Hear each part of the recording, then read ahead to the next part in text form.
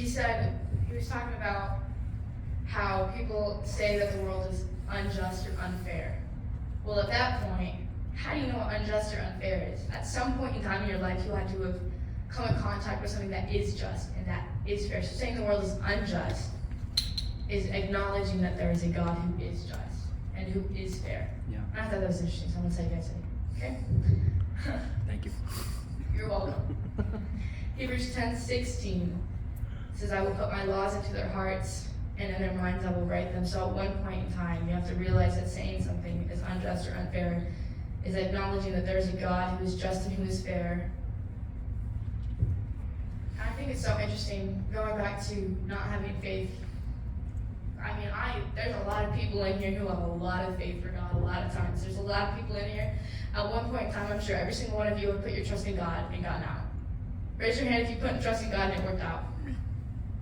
All of you raise your hand, because I know at one point it happens, okay? Or if it hadn't yet, it's going to happen soon. But, gosh, I just think it's so interesting looking back on my life. I'm like looking at it, I was like, I should not. Like, for some of these things, I'm like, God, you got me out of that. Like, I didn't realize it in the moment because I didn't know God in the moment. But looking back, I'm like, whoa. That shouldn't have happened.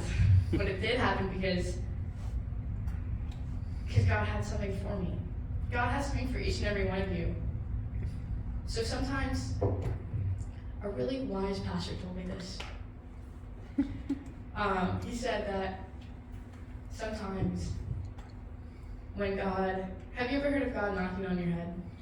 Like, it'll make sense in a second, but God, He gives you out of all these things, and He has mercy on you after you've done all these things, and He's trying to get you onto the path that He has for you. But sometimes Him knocking on your head is Him letting you fall, letting you realize, hey, I need Jesus, bro. Because you do. So sometimes, after He's given you so much mercy and you're still doing the same stuff, He lets you fall so that you can get back up and follow the path that He has carved out for you. Hold on, guys. We're letting Holy Spirit, can I give me 1 second? I have so many, I don't know, I have so many in my notes. I have 8 different notes with tidbits of preaching things, and I just put them together, and that's why kind of none of the stuff goes together, but it's okay. It all kind of makes sense.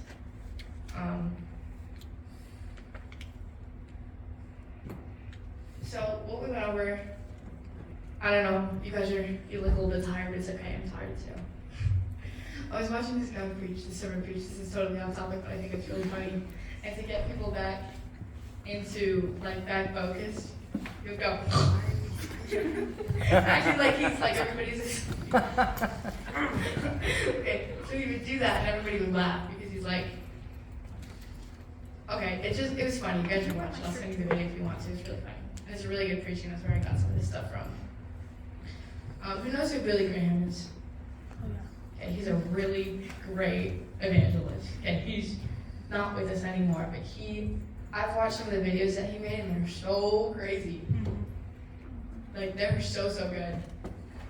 Because, he just goes over some basic stuff in the Bible, but the way that he goes over it is so authoritative. I know another preacher who's super authoritative voice. Oh, what's that? That Chinese preacher that teachers always make us I can tell you. Francis Chan. Yeah, I didn't know that. It's okay. Okay, so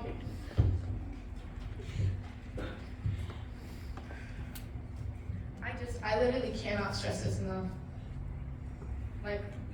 The main topic of what we kind of talked about was having faith, and letting God answer, letting God have His time. You can't rush God. How many of you in here have told your mom that it's gonna end at 8 or something, or your mom or your dad or your, I don't know, whoever your parents are, have told them, oh, yep, we'll be done at 8, and then it's 8:30, and then it's 8:45, and then it's 9, and then it's 9:15, and they're still outside for an hour now. Patience. You can't put time on God. When God has a plan, you can't put a time on it. You can't say, okay, God, I know you got a plan, and you have from 9 to 10 to do it. Okay? back in this, but you just can't put a time on God. Because it doesn't work. Because when you put a time on God, then you haven't left enough time for his plan to actually fully come out. You haven't left enough time for you to realize that. And I know we're switching off with a different topic, that's because I have just things popping in my mind, and that's how I do it. I guess. I don't know. You guys know what I think is super interesting? What? At this point, I feel like it's just like a talk show. I'm talking to all of you, but I think it's cool. Yeah. Talk show. I'm just talking. Family Feud? What? No, not Family Feud. Okay. You know what I think is super interesting? I was watching this video on how people are proving, like how to prove the four Gospels, Matthew, Mark, Luke, and John, right? And in Mark, I just opened up this, and that's why I'm doing this, because it's interesting to me. Mark 14, it talks about Jesus is predicting Peter's denial, right?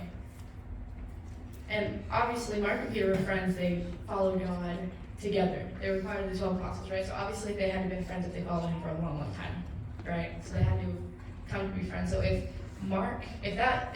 the Gospels weren't real, why would Mark? Because these are written by all the apostles. So why would Mark write that if it wasn't true? Because if I was writing a book about Jared or something, I wouldn't put something in there that Jared did wrong. I would put everything she did right, right? Mm-hmm. So if it wasn't true, why would he put that in there? Another thing I thought was true, and I heard it from Pastor James again. He did a really great sermon on Sunday, but he talked about how, okay, so you guys know back in like Jesus' time, right? Women were not very educated. That one, educated, or they weren't very respected. That's what I was looking for. So if somebody was trying to make up a story about Jesus being resurrected to make it sound true, why would he say that Jesus showed himself to a woman first? Because back then, women weren't accounted for, they weren't respected. So why would Jesus show himself to a woman? And if somebody was trying to make it sound real, they were trying to make up the story that Jesus was resurrected, why would he say that it was from a woman? It doesn't make sense. Yeah. Okay, thanks for hearing me talk. Yeah.